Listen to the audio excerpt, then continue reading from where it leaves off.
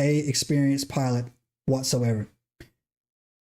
And so he got up to 1,000 feet and was literally just following the path that he was supposed to. Now, I want you to keep something in mind. We're in 2025, but back in 1976, there was no GPS. There was no digital readouts or anything like that in the cockpit. These were all old school odometers. And most of the flying that you did back then, from the research that I looked up, is a lot of basically looking out the window.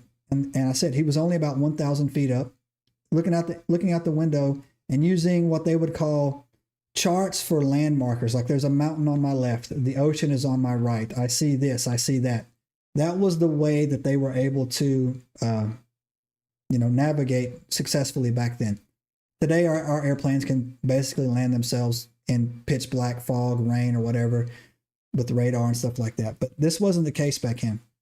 So, as he was going off down his path, I'm almost going to call it the loop. He was going to do the loop and come back. As he was going down, something strange started to happen in his environment. He noticed that fog banks were starting to create on his left and his right, obscuring his view.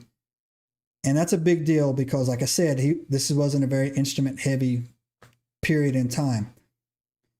So he just said, okay, at that time, he was in contact with his air traffic controller again, because I said this was just his solo flight. It wasn't supposed to be anything major. But then the fog or clouds is what I refer to them, kept getting thicker and thicker and thicker.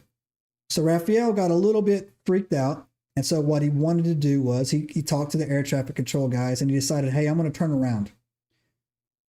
So he tried to go to the left, but the aircraft wouldn't move.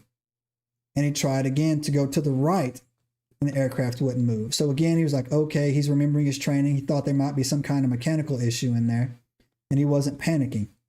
So the next thing he did, though, however, was like, okay, I'm going to try to go lower, and it wouldn't work. So not only could the plane not go left or right to bank to turn around, it could not go down. But what it did start doing all of a sudden in a very strange, I would say, manner, was it started to gain altitude. Rafael started going upward and upward and upward, and he started getting pretty freaked out about this because he was in no control of the aircraft that he was flying. Again, the small little one propeller prop plane puddle jumper. And he got up to his last memory of the flight. He got up to about 7,000 feet. And so when he got up to 7,000 feet, Rafael blacked out. Not from altitude. It's not that high enough to make somebody black out.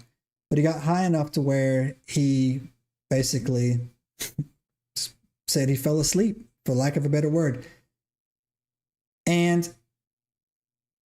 then it was kind of difficult to understand what he was saying on this.